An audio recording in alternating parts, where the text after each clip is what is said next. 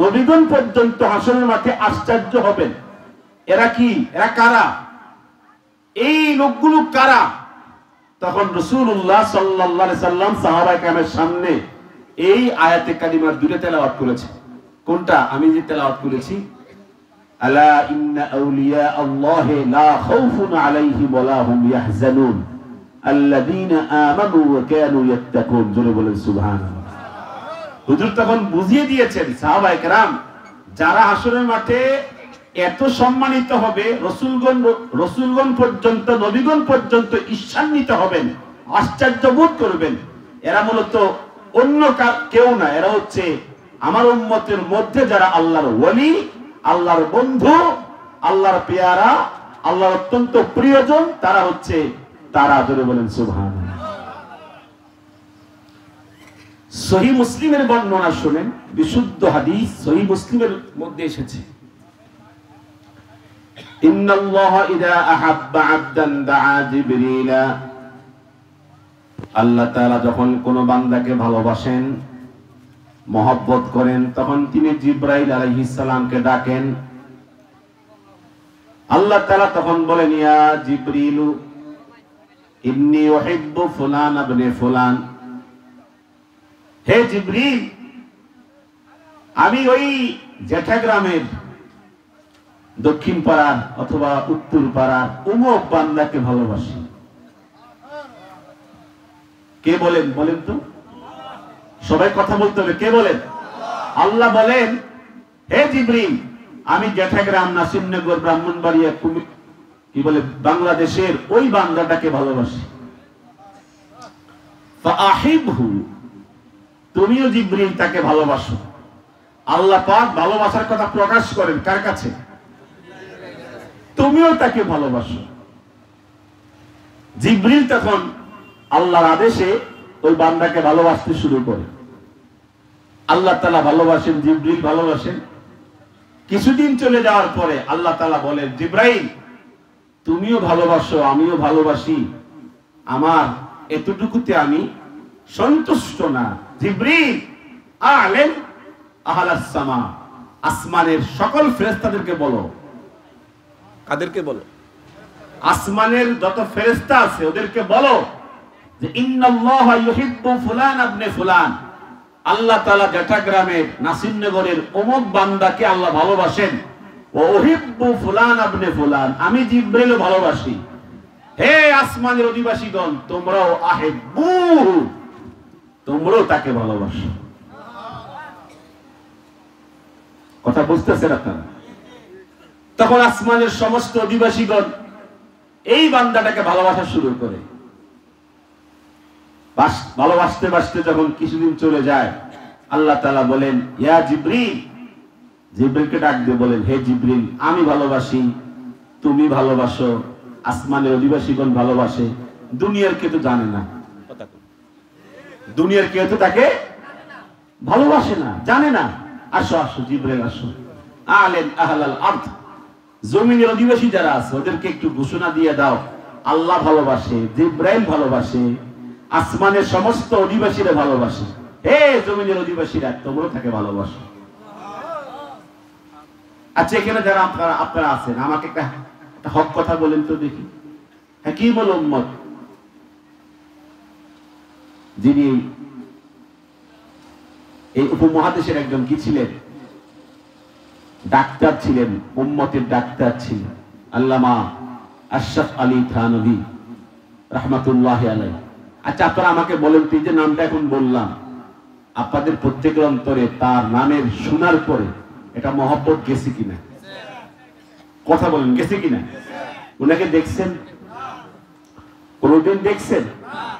বা কোনো সাক্ষাৎ হয়েছে? আবার সাক্ষাৎ হওয়ার সম্ভাবনা আছে? সম্ভাবনা তো নাই। এই হাকিমুল উম্মত, এই নামটা তামাম পৃথিবীতে যে রাষ্ট্রে তার নামটা বলা হয়, তার নামটা উচ্চারণ করা হয়, যারা মুসলিম, যারা মুমিন, এই নামটা শোনা মাত্রই দিলের মধ্যে একটা মহব্বত, মায়া অটো সিস্টেমে কি হয়ে যায়? সৃষ্টি হয়ে যায়। বলেন সৃষ্টি হয় কিনা? এই যে সৃষ্টি হয়ে যাওয়া, আল্লাহ তাআলা যখন ঘোষণা করে দিয়েছেন, হে জিবরাইল, জমিনকে বলো জমিনের যারা অধিবাসী তাদেরকে বলো আল্লাহ ভালোবাসেন কেবল উম্মতকে। জিবরিল আমি ভালোবাসি কেবল উম্মতকে। হে জিবরিল আসমানের সমস্ত ফেরেশতারা ভালোবাসে কেবল উম্মতকে। দুনিয়ার মানুষদেরকে ঘোষণা করে দাও তারাও যেন ভালোবাসে। রূহের জগৎ থেকে আমরা শুনে ফেলেছি, কথা কোন না এই দুনিয়াতে আমরা এসে যত আহলুল্লাহ যারা, আল্লাহ ওয়ালা যারা, আল্লাহর ওলি যারা, তাদেরকে ভালোবাসতে আদেশ করেছেন কে? কথা বলেন না, কে করেছেন? এই কারণে কোন আল্লাহর ওলি এর নাম শোনা মাত্রই আমাদের দিলে অটো সিস্টেমে মহব্বত সৃষ্টি হয়ে যায়। আচ্ছা, একটা দৃষ্টান্ত দিলে বুঝবেন আপনারা। আজ থেকে বাংলাদেশে এইটা কোন উপজেলা? আজ থেকে 20 বছর আগে কে এমপি ছিল আপনারা কি জানেন? কথা কর না। হয়তো কিছুক্ষণ চিন্তা করলে মাথায় আসবে অমুক এমপি ছিল। এই অমুক যে এমপি ছিল উনি চলে গেছে, মারা গেছে। আর বর্তমান যিনি এমপি আছেন এখন তো আর এমপি নাই, বা যিনি বাইকে গেছেন। কথা কর, এই যে এমপি বলেন, মন্ত্রী বলেন, এদের প্রতি মানুষের ভালোবাসা আছে আছে যতক্ষণ আছে ততক্ষণ আছে। যতক্ষণ পলাইছে, যখন থেকে পলাইছে তখন থেকে শেষ। হাকিমুল উম্মত তিনি কবে গেছেন? উনি এমপিও ছিলেন না, মন্ত্রীও ছিলেন না, দেশের কোন শাসন কর্তাও ছিলেন না, কি ছিলেন? তাহলে তাকে ভালোবাসা, তার প্রতি মহব্বত আমাদের দিনে প্রবেশ করা কেবলমাত্র ওই আল্লাহর নির্দেশ যে হে দুনিয়ার অধিবাসীরা তোমরা আমার বন্ধু আমার ওলিকে ভালোবাসো। এই কারণে মুসলমানদের হৃদয়ে ওলির মহব্বত অটো সিস্টেমে প্রবেশ করে ফেলেছে। বলেন সুবহানাল্লাহ। এই কারণে রাসূলুল্লাহ সাল্লাল্লাহু আলাইহি ওয়াসাল্লাম হাদিসটা সহিহ মুসলিমের বর্ণনা এভাবে আসছে, রুব্বা রাজুলিন মাদবুনিন মাদফুইন বিল আবওয়াব লাউ আকসামা আলা আল্লাহ লাআবাররাহু। রাসূলুল্লাহ সাল্লাল্লাহু আলাইহি ওয়াসাল্লাম বলেছেন, পৃথিবীতে এমন কিছু মানুষ আছে, আপনাদের গ্রামেও আছে, এই সমাজেও আছে, ওদের চাদরটা এত পরিষ্কার না, এত সুন্দর না, জামাটা এত পরিষ্কার না, এত দামি না, তাদের ঘরে এত ভালো উন্নত খাবার পাক হয় না, তাদের ঘরের খাট নাই, তাদের ঘরে ভালো আসবাবপত্র নাই, তার চলায় মানুষ কি তাকাইও দেখে না, তার কথায় মানুষ 2 পয়সার দামও দেয় না, তার সমাজে কেউ গুরুত্ব দেয় না। কিন্তু এই লোকটা তাহাজ্জুদের নামাজের কারণে, এই লোকটা আল্লাহর হুকুম নবীর সুন্নাহ আদায়ের মাধ্যমে আল্লাহর এত মুকাররব হয়ে গেছে, এত প্রিয় হয়ে গেছে, যদি সে বলে দেয় আল্লাহ আমার সমাজকে বাঁচায় দাও, রাতের গভীরের চোখের পানিতে, তার আওয়াজে, তার দোয়াতে গোটা সমাজ চলে, গোটা সমাজ রিজিক প্রাপ্ত হয়। দুনিয়ার ওই সমাজের মানুষ টেরও পায় না। কথা কয় না, আছে না? এটা রুব্বা রাজুলিন মাদবুনিন মাদফুইন বিল আবওয়াব, ধুলায় দূষিত কাপড়ে চুপড়ে লেবাসে পোশাকে মনে হয় অত্যন্ত কম দামি মানুষ, কোথাও গেলে সুপারিশ করলে তার গুরুত্ব কেউই দেয় না। মাদফুইন বিল আবওয়াব, কোন ব্যক্তির দরজার সামনে গিয়া কিছু আবেদন করলো তার আবেদনে কেউ সাড়া দেয় না, তাকে ফেরত দিয়ে দেয়। কিন্তু এই লোকটা লাউ আকসামা আল্লাহ, আল্লাহর নিকটে কিছু বলে, দাবি করে বলে, সাথে সাথে আল্লাহ পাক তাকে দিয়ে দেয়। কথা বলেন, দেয় কিনা? আলহামদুলিল্লাহ। আমাদের এখন বর্তমান আমরা 2025 সালে আছি। যে পীর সাহেবের পাগড়ি যত বেশি লম্বা, যে পীর সাহেবের যত বেশি দাফট, এই পীর সাহেবকে আমরা অনেক বড় ওলিয়ে কামেল মনে করি। হাদিসের ভাষা হচ্ছে যে এমন কিছু ওলি আছে তার পোশাক নাই।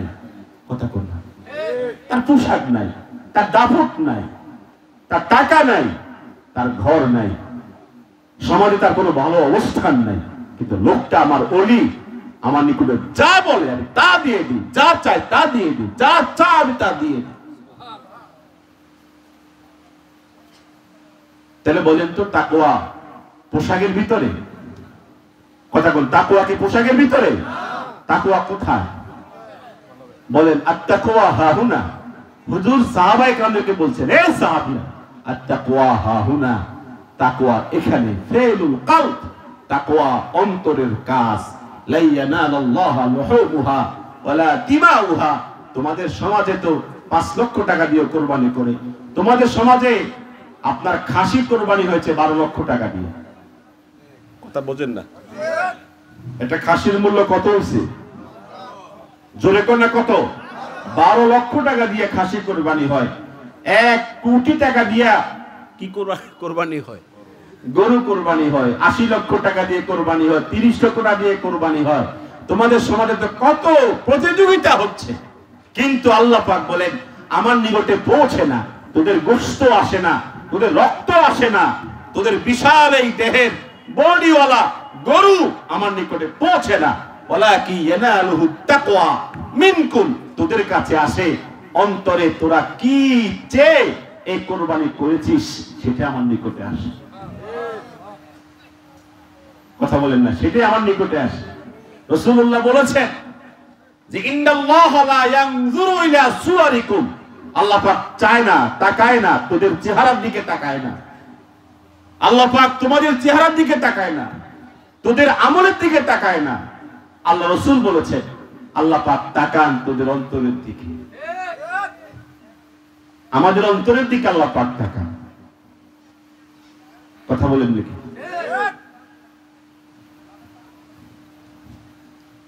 আমার মাঝে মধ্যে একটু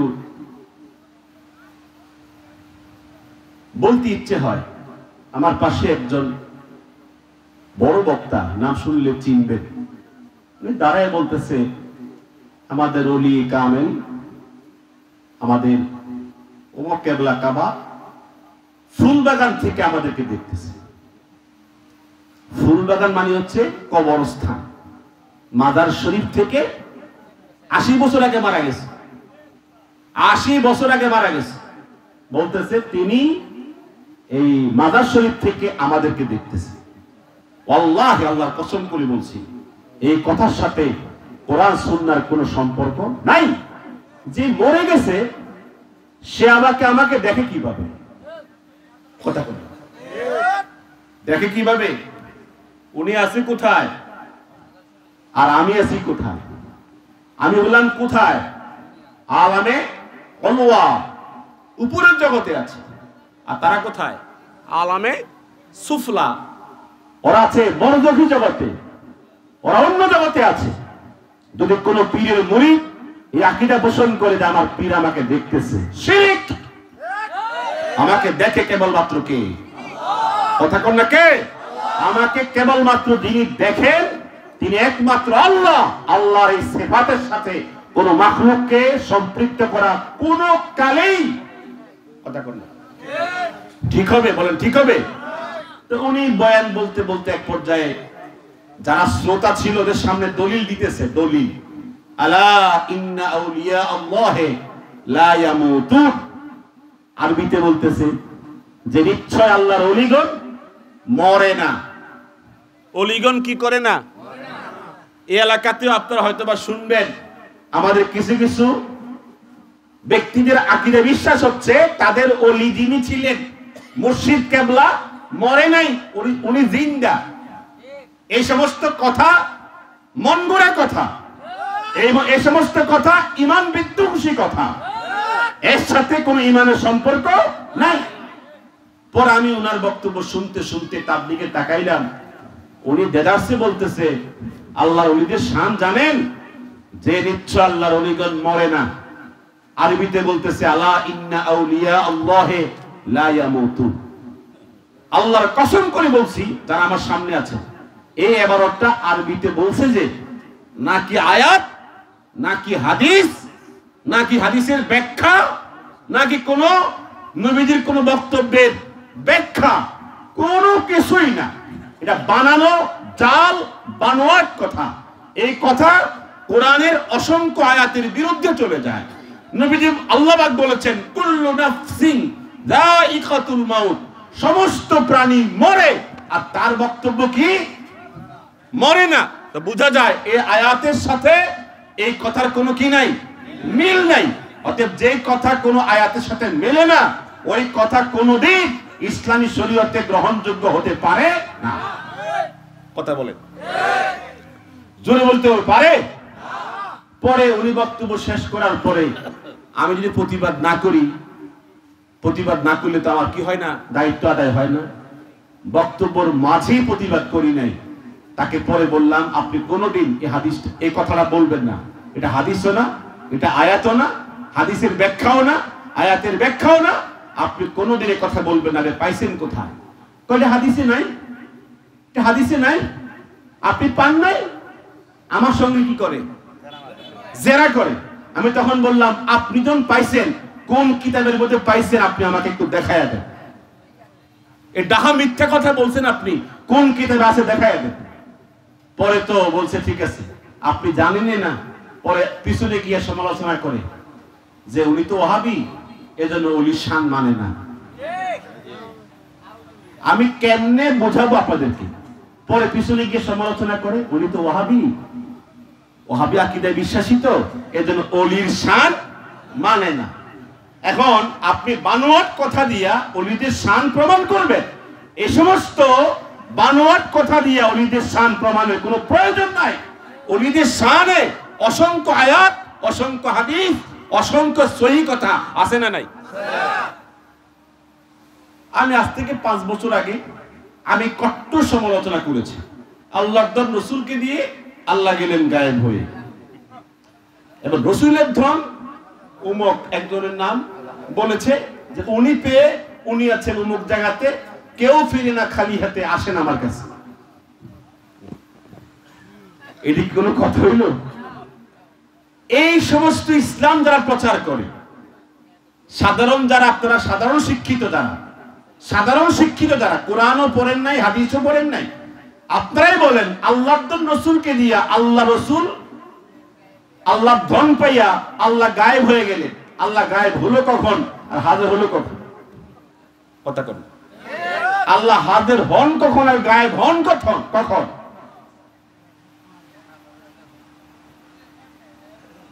আমার শায়েখ আরিফ বিল্লাহ হাকিমুন নাফস আল্লামা মুশতাকুন নবী কাসিম হাফেজাহুল্লাহ এবছর ইতিকাফের মধ্যে হুজুর যখন বললেন, যিনি খাজায় খাজেগান, তিনি তো আছেন আজমির, বাংলাদেশের ডেক বসাইয়া লাল কাপড় ডেকের উপরে সাজাইয়া যারা কি করে চান্দা কালেকশন করে, খাজা বাবার ডেক।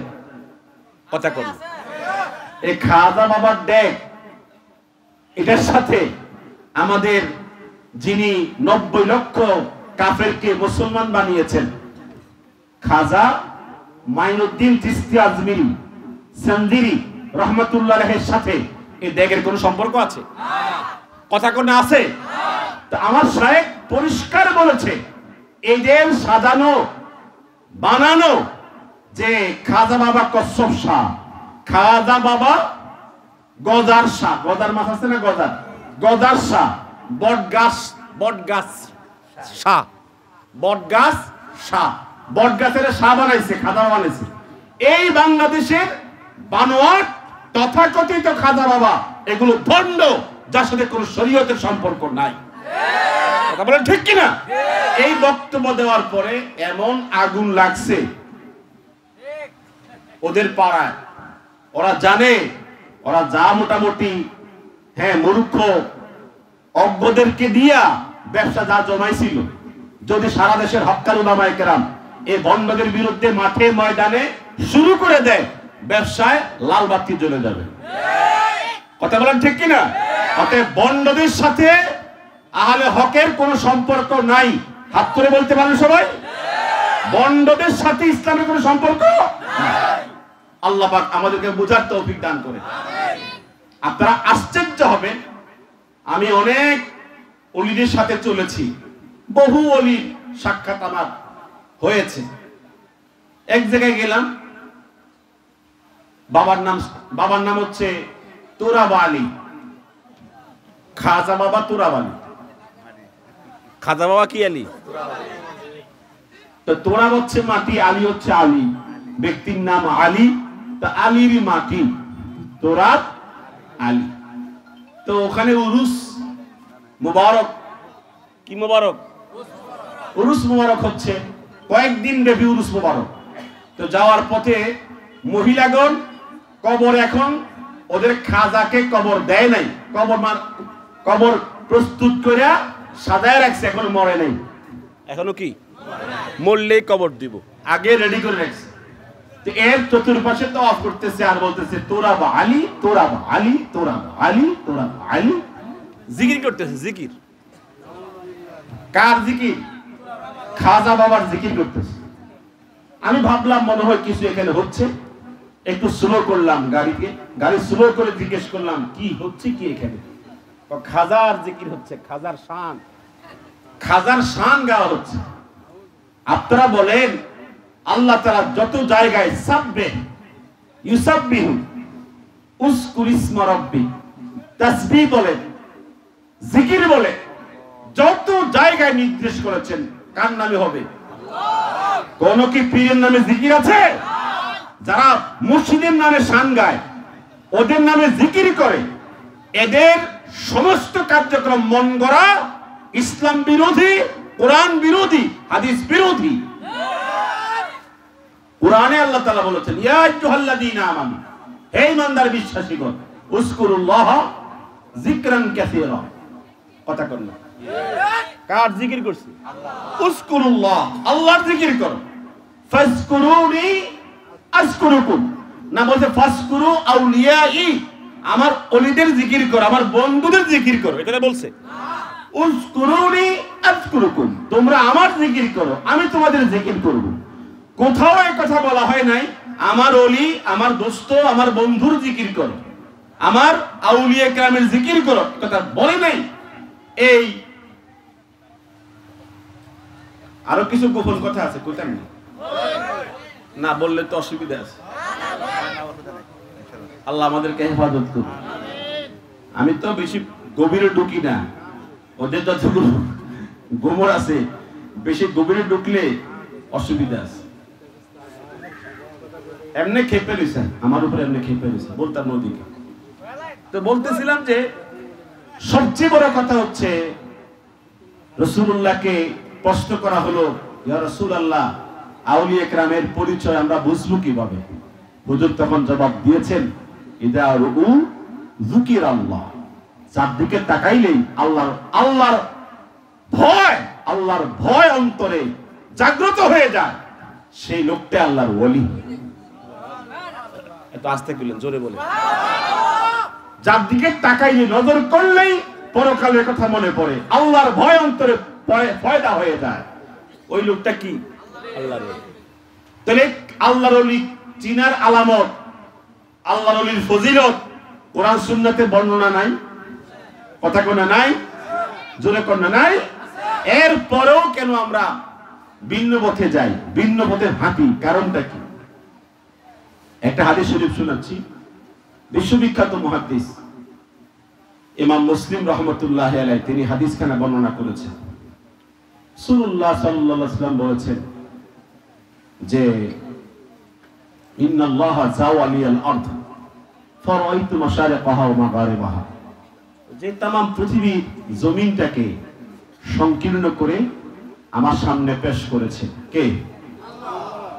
সবাই কথা বলতে হবে কে? আল্লাহ। ইন্নাল্লাহা যাওয়ালিয়াল আরদ, জমিনটাকে একবারে ছোট করে আমার সামনে আল্লাহ পাক পেশ করেছে। আপনারা এখন বর্তমান মোবাইল ফাংশনে যারা বোঝেন, কোন ছবিকে বড় করা যায় আর কোন ছবিকে ছোট করা যায়, জুমের মাধ্যমে করা যায়। তো আল্লাহ তাআলা তার রাসূলের সামনে গোটা জমিনটাকে সংকীর্ণ করে পেশ করেছে।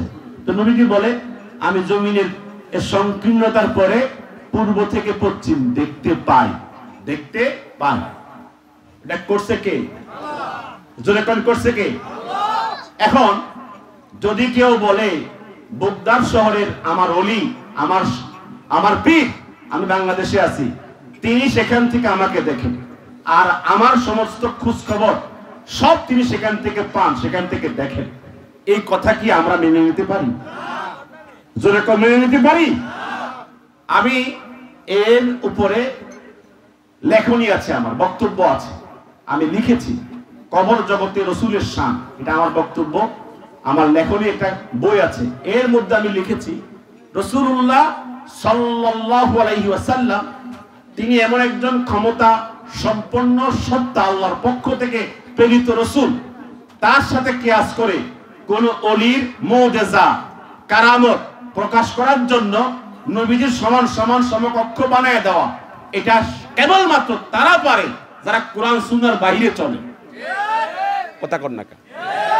নবীজির হাদিসের মধ্যে সহিহ সনদে বর্ণিত আছে, ইমাম আবু দাউদ তার সুনান গ্রন্থে রওয়ায়াত করেছেন, হযরত আবু হুরায়রা রাদিয়াল্লাহু তাআলা বলেছেন যে নবীজি ইরশাদ করেছেন, ইন্নাল্লাহা মা মিন আহাদিন ইউসাল্লিমু আলাইয়া ইল্লা রাদ্দাল্লাহু আলাইয়া রূহি, আমার কোন উম্মত যদি আমাকে সালাম দেয়, আমার উপর দরুদ পাঠ করে, সাথে সাথে রওজা পাকের মধ্যে আল্লাহ পাক আমার প্রাণ, আমার রূহ আমাকে ফেরত দিয়ে দেন। ফেরত দেন কে? আরো জোরে বলতে হবে কে? এখন যদি আমি এই হাদিসটাকে ব্যাখ্যা করতে করতে নিচে গিয়া টিকার মধ্যে লিখে দেই, এই হাদিসটা ওলিদের জন্য প্রযোজ্য হবে যদি কোনো ওলি কবরে থাকে, তার মুরিদ যদি তাকে স্মরণ করে দুনিয়াতে, সাথে সাথে ওই ওলি কবর থেকে তার মুরিদের খবর পাওয়া যায়। বলা যাবে নাকি? নবীজি বলছেন আল্লাহ পাক আমাকে প্রাণ শক্তি ফেরত দিয়ে দেয়। ইমাম মোল্লা লিখারি ব্যাখ্যায় লিখেছেন এই হাদিসের মেরকাতের 3য় খণ্ডের 210 পৃষ্ঠায় লিখেছেন, রাদ্দাল্লাহু আলাইয়া নুতুকি, রওজা পাকে আল্লাহ তাআলা আমাকে কথা বলার শক্তি ফেরত দিয়ে দেন। দেন কে? কথা বলার শক্তি আমার নবীজি ফেরত পেয়ে যান।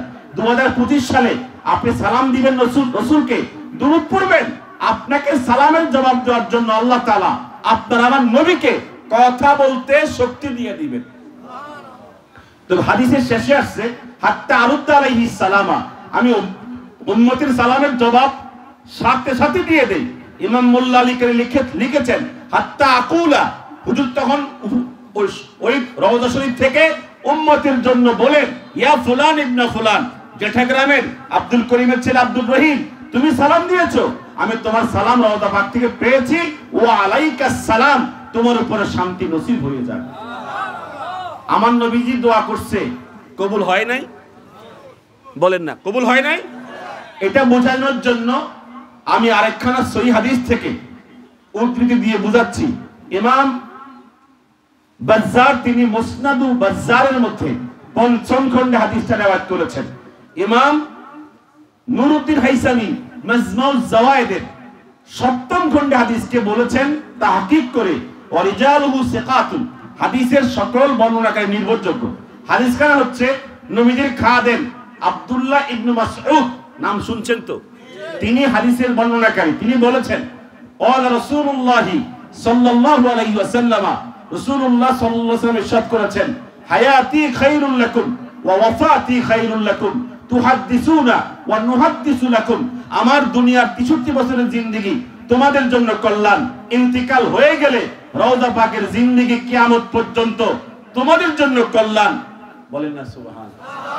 সাহাবায়ে কেরাম প্রশ্ন করেছেন, আপনি দুনিয়াতে আছেন, সব আমরা দেখতেছি, তুহাদ্দিসুনা ওয়া নুহাদ্দিসু লাকুম, কিন্তু আপনি ইন্তিকাল হয়ে গেলে, আপনি চলে যাওয়ার পরে আপনাকে দেখাও যাবে না, আপনার জবান থেকে শোনাও যাবে না, সুহবতে বসাও যাবে না, আমাদের কল্যাণ হবে কিভাবে? হুজুর তখন বলেছেন, ফালাম্মা রাআইতু খায়রান হামিদতুল্লাহ ওয়া লাম্মা রাআইতু শাররান ইস্তাগফারতুল্লাহ, তোমরা জানো না, তোমরা নামাজ পড়বা, জিকির করবা, মাহফিলে বসবা, তেলাওয়াত করবা, তাসবিহ পড়বা, দুরূদ শরীফ পড়বা, তোমাদের প্রত্যেকটা ছোট বড় সমস্ত ইবাদত ফেরেশতারা আমার রওজার সামনে পেশ করে দিবে, আমি তোমার নামে নামে তোমাদের সমস্ত ইবাদত পেয়ে যাব। ফালাম্মা রাআইতু খায়রা, আমি যখন তোমাদের নেক আমল রওজা পাক থেকে দেখব, হামিদতুল্লাহ, আল্লাহ পাকের প্রশংসা করব। আর যখন তোমরা অন্যায় করবে, কোন শয়তানের ধোঁকায় পড়ে গুনাহ করবে, তোমাদের যে কোনো অন্যায়ের কথা আমার সামনে যখন পেশ করা হবে, আমি তোমার জন্য অনুতপ্ত হব, অনুশোচনা করব, আল্লাহর নিকটে বলবো ইস্তাগফারতুল্লাহ, আল্লাহ আমার উম্মতকে মাফ করে দাও। এটা আসতে বললেন, উম্মতকে মাফ করে দাও।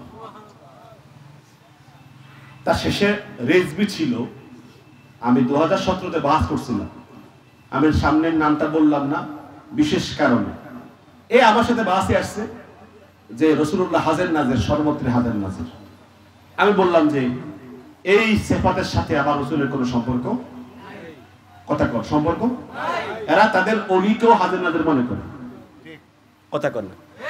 অলি ওদের গাউস কুতুব যারা, ওদেরকেও হাজির নাজির মনে করে। এত কুহুরিয়া শিরকে আকীদা ওদের মধ্যে ঢুকা। আল্লাহ আমাদেরকে হেফাজত করুন। আমি 21 বছর লড়াই করছি। তাদের আকীদা থেকে ওদেরকে সরানো অনেক জটিল, অনেক কঠিন। তো যাই হোক, পরে সে আমার বিপক্ষে যখন সে দলিল দেওয়া শুরু করলো, সে বলতেছে আপনি তো অসংখ্য আয়াত অস্বীকার করলেন। আমি বললাম ঠিক আছে, একটা দলিল দেন, কোরআন আয়াত দিয়ে দলিল দেন, যেহেতু আকীদার বিষয়। মানলে হয় সুন্নি, না মানলে হয় ওয়াহাবি। কোনটা? নবীজি সর্বত্র হাজির নাজির, মানলে কি হয় সুন্নি, আর না মানলে কি হয়? তো দলিল দেন। বিসমিল্লাহির রহমানির রহিম। ইন্না আরসালনাকা শাহিদাও ওয়া মুবাশশিরাও ওয়া নাযীরা ওয়া দাঈয়ান ইলাল্লাহি বিইذনিহি ওয়া সিরাজাম মুনীরা। দলিল দেনিস আয়াত। তো বললাম এখানে কি বলা হলো? বলতেছে যে ইন্না আরসালনাকা শাহিদা, নিশ্চয় আমি আপনাকে পাঠিয়েছি পৃথিবীতে সাক্ষী হিসেবে। সাক্ষী হিসেবে, আপনি সাক্ষী রাসূল, আপনি সাক্ষী, আপনি সাক্ষী, সাক্ষী হিসেবে আপনাকে পাঠিয়েছি। ওয়া মুবাশশিরা, শুভ সংবাদদাতা হিসেবে, ওয়া নাযীরা, এবং ভয় ভীতি প্রদর্শনকারী হিসেবে, ওয়া দাঈয়ান ইলাল্লাহ বিইذনি, আপনি আল্লাহর হুকুমে কি করবেন? মানুষদেরকে আল্লাহর পথে ডাকবেন, আহ্বানকারী হিসেবে, ওয়া সিরাজাম মুনীরা, প্রজ্বলিত আলোকিত বাতি হিসেবে, বাতি হিসেবে, বাতি। যাই হোক, উনি দলিল দিয়ে বলছে যে এই আয়াত প্রমাণ করে রাসূল হাজির নাজির, অতএব রাসূল হাজির নাজির। আল্লাহ বললেন নবীজিকে আল্লাহ পাঠিয়েছেন সাক্ষী হিসেবে, কথা কয় না। আচ্ছা, এখানে হাজির নাজিরের কোনো কথা আছে? আয়াত বলে একটা, বুঝাই কোনটা? ওই ভিতরে মনে পুলিশ পুলিশ। আমি তখন বললাম আপনি আয়াত পড়লেন কি আর বললেন কি? পরে বলতেছে সাক্ষী মানে কি? সাক্ষী মানে আপনার সাক্ষী, আমার সাক্ষী। সাক্ষী দেওয়ার জন্য আপনার কি কাজকর্ম আপনি করতেছেন, আপনি কি করতেছেন না করতেছেন, আমার নবী সাক্ষী না হলে, তিনি সাক্ষী হলে তিনি অবশ্যই আপনার পিছনে পিছনে কি করতে হবে? কথা কর। আপনার পিছনে পিছনে থাকতে হবে, আপনার কাজকর্ম কি হচ্ছে না হচ্ছে সব দেখতে হবে। সাক্ষী। আমি তখন বললাম আপনি এই আকীদার কথা বলে এই আয়াত দলিল দিয়ে প্রমাণ দিয়ে দিলেন, সাহাবায়ে কেরাম কি আয়াত পড়ে নাই? কথা বল। সাহাবীরা কি পড়ে নাই? আয়াত বোঝে নাই? এরপর সাহাবায়ে কেরাম থেকে শুরু করে আজ পর্যন্ত যত তাফসীর গ্রন্থ লেখা হয়েছে, পৃথিবীতে যত মুফাসসির তৈরি হয়েছে, ওরা কি আয়াতটা পড়ে নাই? তাফসীর করে নাই? পরে আমি একটা তাফসীরের কিতাব খুললাম, রুহুল মাআনি, ইমাম সৈয়দ মাহমুদ আলুসি এর আয়াতের তাফসীর লিখেছেন, তুরাকিবু আহওয়ালাহু ওয়া তুশাহিদু আমালাহু ওয়া তাতাহাম্মালু আনহুমুশ শাহাদাতা বিমা সাদারা মিনহুম মিনাত তাকযীব ওয়াল হুদা ওয়া তুওয়াদ্দি বিহা ইয়াউমাল কিয়ামাতি আদাআন মাকবুলা। আমি এই আয়াতের তাফসীর খুলে ওদের সামনে বললাম যে এখানে ইমাম সৈয়দ মাহমুদ আলুসি লিখেছেন যে আপনাকে আমি সাক্ষী হিসাবে, কি হিসাবে? জোরে কোন, কি হিসাবে? সাক্ষী হিসেবে প্রেরণ করেছি। আচ্ছা বলেন তো, হুজুর যখন পৃথিবীতে 23 বছর যতগুলো মুসলমান সাহাবায়ে কেরাম হুজুর হাতে ইসলাম গ্রহণ করেছে, হুজুর কি প্রত্যেকের সঙ্গে সঙ্গে রাত্রি যাপন করছে? কথা কর। প্রত্যেকের বাড়িতে ছিল। হুজুর কয়জন? জোরে কোন, কয়জন? তাহলে এই যে 1.5 লক্ষ সাহাবী যে যেখানে ছিল, যার বাড়ি যেখানে ছিল, হুজুর কি প্রত্যেকের বাড়িতে গিয়া এই সাক্ষী হিসাবে প্রত্যেকের রিপোর্ট সংগ্রহ করছে? এই আয়াতের তাফসীর হলো তুরাকিবু আহওয়ালাহুম ওয়া তুশাহিদু আমালাহুম। আপনি পর্যবেক্ষণ করবেন, আপনি কিয়ামত পর্যন্ত উম্মতের আমল পর্যবেক্ষণ করবেন, এবং আপনার সামনে ফেরেশতারা উম্মতের আমল সব উপস্থিত করে দেখাইবেন। কে দেখাইবো? ফেরেশতারা। যখন কে দেখাবে? ফেরেশতারা।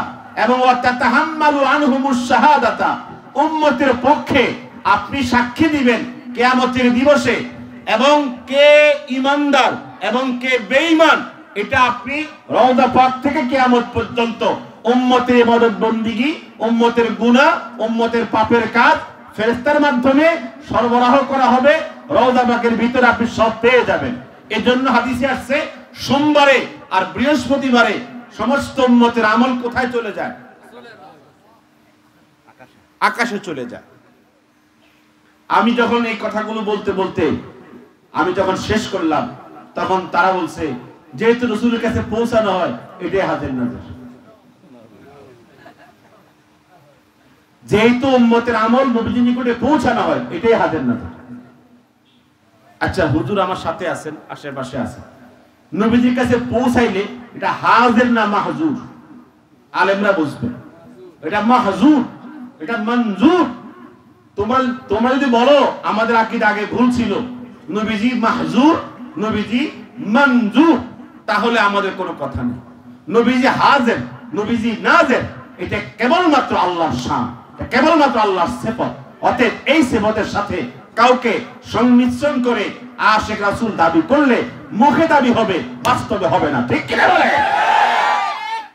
এরপরেও আমি সবচেয়ে বড় দুঃখ পাই এই জায়গাতে আল্লাহর সিফত নিয়ে টানাটানি করা। কোরআন কারীমের সকল জায়গায় স্পষ্ট একমাত্র পরিষ্কার যে আল্লাহ তাআলা ছাড়া গায়েব কেউ জানে না, আল্লাহ ছাড়া গায়েব কেউ জানে না। তারা তো বলে রাসূলও গায়েব জানে, ওদের গাউস, ওদের কুতুব, ওদের ওলি, ওদের আবদাল ওরাও গায়েব জানে। এত ইশকর ঠেলাঠেলি, এত ইশকের দফাদফি যদি আমার ইমানে শেষ করে ফেলে, এই ইশক আমার কোনো প্রয়োজন নাই। কথা কোন ঠিক কিনা? একমাত্র স্পষ্ট কথা, আমি অলিকে ভালোবাসি, অলির মহব্বতে আমার দিন উজালা, তবে আমি অলির শানে এমন কথা বলবো না যে কথা কোরআনের বিরুদ্ধে চলে যায়, এমন কোন বক্তব্য দেব না যে কথা ইসলামের বিরুদ্ধে চলে যায়। এই জন্য আপনাদের সামনে বলতে চাই যে একমাত্র গায়েব জানে কয়জন? তিনি কে? আল্লাহ ছাড়া কেউ গায়েব জানে না। এটাই আকীদা, এটাই সাফ কথা। এতে যদি কেউ গালিও দেয়, কেউ আমাকে কটাক্ষ করে, হ্যাঁ আমি সহ্য করে নেব, কিন্তু আমি আমার আল্লাহকে আল্লাহর স্থানে আর রাসূলকে রাসূলের স্থানে। কথা বলি, খালেক আর মাখলুক কোনদিন সমান সাওয়া হবে না, হবে না। অতএব যারা বলে, হকপন্থী উলামায়ে কেরাম বলে, দেওবন্দি উলামায়ে কেরাম বলে, স্পষ্ট বলে, বল আপনি বলে দেন আয়াতে কারিমার কথা। আল্লাহ পাক বলেছেন, হে দোস্ত, হে নবী আপনি বলে দেন, লা ইয়ালামুল গায়বা ইল্লাল্লাহ, গায়েব আল্লাহ ছাড়া কেউ জানে না। আবার রাসূলকে আল্লাহ পাক বলতেন, আপনি বলে দেন, হে আমার রাসূল আপনি বলে দেন, গায়েব আল্লাহ ছাড়া কেউ জানে না। হুজুর বলছেন, যদি আমি গায়েব জানতাম তাহলে আমার দন্ত মোবারক। কথা করলে কথা বলেন না কেন? আমাকে কোনদিন কোন অনিষ্টতা, কোন বিপদ আক্রমণ করতো না। তো রাসূলুল্লাহ সাল্লাল্লাহু আলাইহি ওয়াসাল্লাম স্পষ্ট উম্মতকে শিরকি আকীদা থেকে হেফাজত করেছেন, কুফরি আকীদা থেকে হেফাজত করেছেন। আমরা অতি উৎসাহী হয়ে, অতি আবেগ হয়ে অনেক সময় ঈমান নামক দৌলত আমরা কি করে ফেলি? হ্যাঁ, ইশকের জজবা ঠেলায় হারায় ফেলি। আল্লাহ পাক আমাদেরকে বুঝার তৌফিক দান করে। সবাই একটু আমিন বলেন জোরে। এই হাদিসটা বলে আমি শেষ করছি। বিশ্ববিখ্যাত মুহাদ্দিস ইমাম আহমদ 10,50,000 হাদিসের হাফেজ। তিনি তার মুসনাদ গ্রন্থ 45 খণ্ডে কিতাব লিখেছেন। তার মধ্যে চতুর্থ খণ্ডে লিখেছেন, যারা এই আকীদায় অনেক লাফালাফি করে, এটা আমরাও মানি। হাদিসের রাবি হচ্ছে মাইসারাতুল ফাজার। তিনি বলেছেন, কিলা ইয়া রাসূলুল্লাহ, রাসূলকে প্রশ্ন করা হলো, ইয়া রাসূলুল্লাহ, বলি সাল্লাল্লাহু আলাইহি ওয়াসাল্লাম, মাতা কুনতা নবিয়্যা, আপনি কখন থেকে নবী ছিলেন? কখন থেকে নবী ছিলেন? কখন থেকে নবী হিসেবে বিদ্যমান ছিলেন? হুজুর তখন জবাব দিলেন, কুনতু নবিয়্যা ওয়া আদমু বাইনার রূহি ওয়াল জাসাদ, আমি তোমাদের নবী ছিলাম তখন থেকে। আদম তখনও সৃষ্টিতে অস্তিত্ব ছিল না, আদম তখনও আল্লাহর সৃষ্টিতে অস্তিত্ব পায় নাই। তারও 14,000 বছর পূর্বে আমি তোমাদের নবী হিসেবে বিদ্যমান ছিলাম। এই কথাটা আমরা মানি না? জোরে কর। মানি না? এখন এরপরে আমাকে ট্যাগ লাগায় দেয় আমরা রাসূলের দুশমন। কই, আমাদের রাসূলের দুশমন হলো কিভাবে? নবীজি তখন থেকে নবী ছিলেন, আদম তখনও সৃষ্টির মধ্যে অস্তিত্ব ছিল না। ও আদম বাইনার রূহ ওয়াল জাসাদ, রাসূলের রূহ ছিল এক স্থানে, জাসাদ তার দেহ ছিল আরেক স্থানে। কার? আদম আলাইহিস সালামের। বিশ্ববিখ্যাত মুহাদ্দিস ইমাম হাকিম আল মুস্তাদরাক গ্রন্থে রওয়ায়াত করেছেন, দ্বিতীয় খণ্ডের 664 পৃষ্ঠা হাদিসের সনদে ইমাম হাকিম সাহহাহু, হাদিসকে সহিহ বলে দিয়েছেন। ইমাম মুনজিরি সহিহ বলে দিয়েছেন। ইমাম জুরখানি সহিহ বলে দিয়েছেন। 10 জন ইমামুল হাদিস হাদিসকে বিশুদ্ধ বলেছেন। হাদিসের রাবি হচ্ছে ওমর ইবনুল খাত্তাব রাদিয়াল্লাহু তাআলা। তিনি বলেছেন, লাম্মা ইকতারাবা আদম ওয়াল খাতিআতা ক্বালা ইয়া রাব্বি আসআলুকা বিজাহি মুহাম্মদ قال يا آدم كيف عرفت محمدا قال يا ربي لما خلقتني ونفخت في روحي رفعت رأسي فرأيت مكتوبا في العرش لا إله إلا الله محمد رسول الله يا ربي إنك لم تدم باسمك إلا أحب الخلق إليك قال يا آدم قد صدقت لولا محمد لما خلقتك। হাদিসের অর্থ হলো ওমর ইবনুল খাত্তাব হাদিসের বর্ণনাকারী, তিনি বলেছেন নবীজি ইরশাদ করেছেন, লাম্মা ইখতারাবা আদম ওয়াল খাতিআতা, আদম আলাইহিস সালাম যখন জান্নাতের মধ্যে নিষিদ্ধ ফল খেয়ে যখন তিনি ভুলের মধ্যে নিমজ্জিত, তখন তিনি আল্লাহর নিকটে বলছে, আসআলুকা বিজাহি মুহাম্মদ, আল্লাহ আমাকে মাফ করো, আমাকে ক্ষমা করো, মুহাম্মদের মর্যাদার খাতিরে, মুহাম্মদের সম্মানের খাতিরে। আল্লাহ পাক তখন বলিয়া আদম কাইফা আরিফতা মুহাম্মাদা, আমার দোস্তের মর্যাদা, আমার বন্ধুর সম্মান তুমি দেখেছো কোথায়, পেয়েছো কোথায়? আদম তখন বলে, ইয়া রাব্বি, হে আমার মালিক, লাম্মা খালাকতানি, আমাকে যখন সৃষ্টি করেছো, ওয়া নাফাখতা ফিয়া রূহি, আমাকে যখন জীবন দিয়েছো, প্রাণ দিয়েছো, রাফাতু রাসি, মাথা তুলেছি উপরের দিকে, তাকায়া দেখি আরশের গায়ে এই চমৎকার বাক্য, লা ইলাহা ইল্লাল্লাহ মুহাম্মাদুর রাসূলুল্লাহ। ইয়া রাব্বি ইন্নাকা লাম তাদুম্মা বিইসমিকা, তোমার নাম তো লা ইলাহা ইল্লাল্লাহ, তোমার নামের পাশাপাশি তো মুহাম্মাদুর রাসূলুল্লাহ। আমার দিলের মধ্যে এই বিশ্বাস জাগ্রত হয়েছে, ইন্নাকা লাম তাদুম্মা বিইসমিকা, তোমার নামের পাশাপাশি মুহাম্মাদুর রাসূলুল্লাহ, এটা তোমার সবচেয়ে আদরের, সবচেয়ে মহব্বতের। আল্লাহ পাক তখন বলে, ইয়া আদম ক্বাদ সাদাকতা, এই মুহাম্মাদুর রাসূলুল্লাহ আমার সবচেয়ে আদরের, সবচেয়ে মায়ার, সবচেয়ে মহব্বতের। আল্লাহ পাক বলেন, ও আদম তুমি শোনো, তুমি জানো, শোনো, লাউলা মুহাম্মাদুন, যদি আমার দোস্ত না হতো, আমার বন্ধুকে আমি সৃষ্টি না করতাম, লামা খালাকতুকা, তোকে সৃষ্টি করতাম না। এই কথাটা বাতিলপন্থীরা মানে না, এই কথাটা বাতিলপন্থীরা মানে না, এই কথাটা দেওবন্দ উলামায়ে কেরাম মানে। তারপর আমাকে ওয়াহাবি বলো, আমাকে ওয়াহাবি তকমা লাগাই দাও, অসুবিধা নাই, হাসরের মাঠে বিচার হবে। কথা কন না, বাতিলপন্থীরা মানে না। কেউ কেউ বলে, তো আমি 6 মাস খুঁজেছি, হাদিসের গ্রন্থ খুঁজে পাই নাই, লা ইলাহা ইল্লাল্লাহ মুহাম্মাদুর রাসূলুল্লাহ এই কালেমা খুঁজে পায় না। অনেকেই আছে, কথা কন না, আমাদের কালেমায় তরজিবা লা ইলাহা ইল্লাল্লাহ মুহাম্মাদুর রাসূলুল্লাহ নাকি হাদিসের মধ্যে নাই, অনেকেই বলে। আল্লাহ আমাদেরকে হেফাজত করুন, জোরে একটা আমিন বলেন না। বিশ্ববিখ্যাত মুহাদ্দিস ইমাম বাইহাকি 5 লক্ষ হাদিসের হাফেজ, তিনি তার সুনান গ্রন্থের মধ্যে রওয়ায়াত করেছেন, তিনি তার দালাইলুন নবুওয়াতের মধ্যে বর্ণনা করেছেন, 5ম খণ্ডের বর্ণনা, আন আবি হুরায়রা রাদিয়াল্লাহু তাআলা قال قال رسول الله صلى الله عليه وسلم لما خلق الله آدم خير لآدم بنيه فجعل يرى فضائل بعضهم على بعض فرأى نورا ساطعا على أسفله فقال يا ربي من هذا قال هذا أحمد ومحمد هو الأول والآخر وهو أول شافع وأول مشفع বলেন আলহামদুলিল্লাহ। ইমাম বাইহাকি রওয়ায়াত করেছেন, নাসিরউদ্দিন আলবানী হাদিসকে যঈফ বলেছেন, ইমাম শুআইব আল-নাউত হাদিসকে হাসান লিগাইরিহি বলেছেন। তবে হাদিসের সনদ যে পর্যায়ে যাক না কেন, হাদিসটা জাল হবে না, বানোয়াট হবে না, মওযু হবে না। হাদিসের সনদ অত্যন্ত নির্ভরযোগ্য না হলেও হাদিসটা দলিল উপযুক্ত।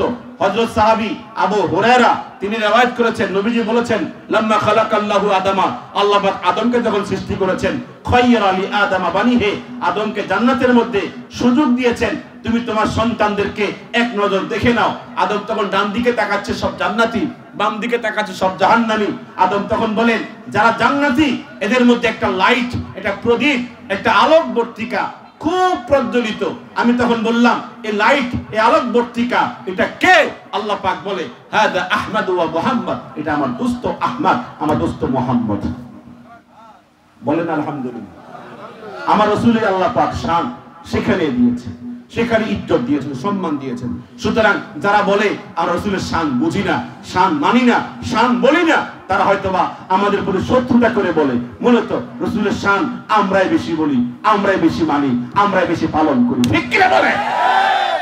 আমি গত 3 দিন আগে বলেছিলাম যে তোমাদের শব্দগুলো আমরা খুঁজে পাই না কেন। ওয়ালাম্মা তাম্মা মিন হামদিহি সাল্লাল্লাহু আলাইহি সাল্লাম শাহরানে আলা আশহারিল আকওয়ালিল মারওয়িয়া তুফিয়া বিল মাদিনাতিল মুনাওয়ারাতি শরীফাতি আবুহু আব্দুল্লাহ ওয়াকাদ ইস্তাজা বিআহওয়ালিহি বানি আদি মিন আত-তাইফাতিন নাজ্জারিয়া। এগুলো তো সুন্দর আর রাসূলের শানের কথা, আমার নবীর মিলাদের কথা, অত্যন্ত চমৎকার কথা, হুজুরের মিলাদের কথা এখানে উল্লেখ করা আছে। কিন্তু এর জন্য তোমরা আমাদেরকে কাফের ফতোয়া দিবা, এর জন্য তোমরা আমাদেরকে কি করবা? বাতিল ফতোয়া দিবা। তবে তোমাদের এই শব্দগুলো কে তৈরি করেছে, কে পড়েছে? সাহাবায়ে কেরাম পড়েছে। এই শব্দ কি আমার নবীজি পড়েছে? এই শব্দ কি ইমাম বুখারী পড়েছে? এই শব্দ কি ইমাম মুসলিম পড়েছে? 1400 বছর পর্যন্ত যার কোনো ইতিহাস নাই, এইটা নিয়ে তো লাফালাফি তো বাড়াবাড়ি।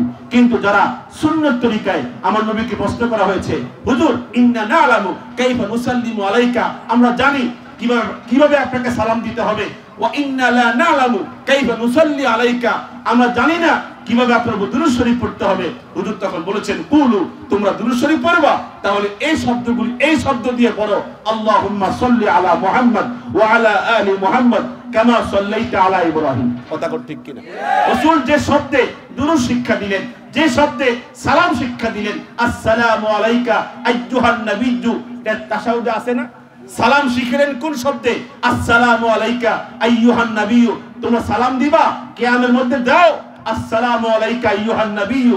হুজুরের শব্দে দাও না, অসুবিধা কি?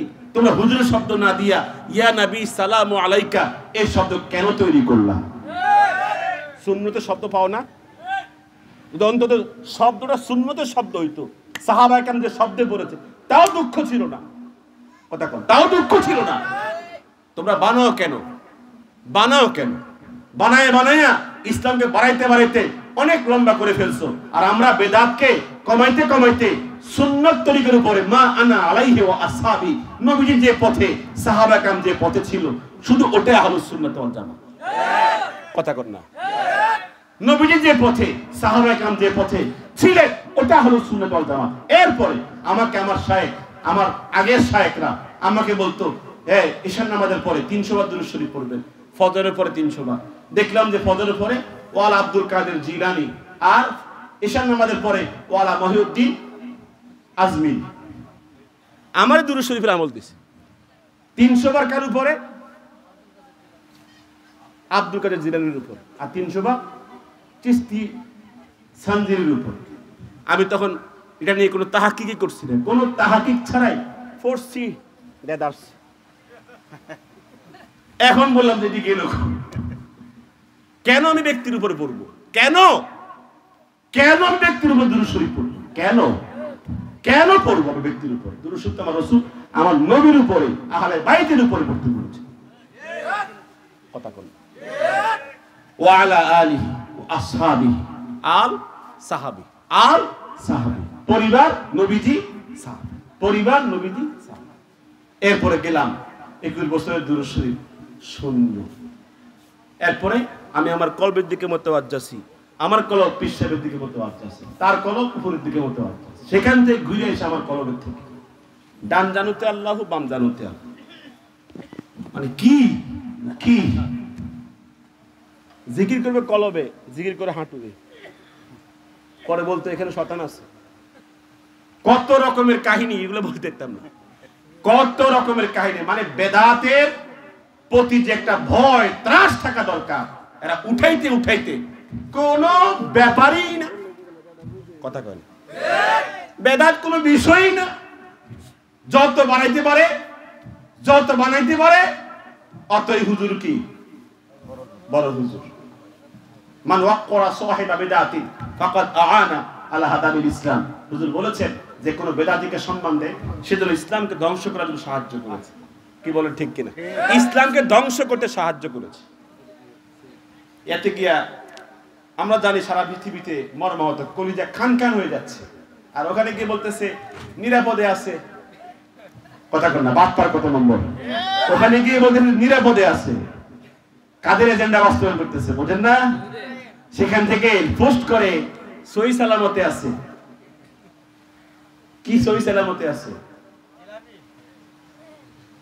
কি ইঙ্গিত করে ওরা পাবলিকের ইমেজকে সরিয়ে দেওয়ার চেষ্টা করতেছে। সারা পৃথিবীর মুসলমান ক্ষত বিক্ষত কাদের জন্য? গাজার মুসলমানদের জন্য। আর সেখান থেকে পোস্ট করতেছে নিরাপদে আছে, সব আমান আসানে আছে। আল্লাহ আমাদের সকলকে বোঝার তৌফিক দান করেন। আমরা শিরক মুক্ত ঈমান চাই, বিদআত মুক্ত ইবাদত চাই, আমল চাই। আল্লাহ পাক আমাদের সকলকে শিরক মুক্ত কুফর মুক্ত ঈমান নসিব করে দেন, আর বিদআত মুক্ত আমল আমাদেরকে দান করেন। সবাই একটু আমিন বলেন তো। যাই হোক, আজকে এই পর্যন্ত। আপনাদের কাছে আমি দোয়া চাই। আমি শারীরিক অসুস্থতার মধ্যে আছি, বিশেষ করে বিভিন্ন রকম আর অনেক সমস্যার মধ্যে আছি। সব সমস্যা থেকে যেন আল্লাহ আমাকে হেফাজত করে। আসসালামু আলাইকুম ওয়া রাহমাতুল্লাহি ওয়া বারাকাতুহু। আলহামদুলিল্লাহ।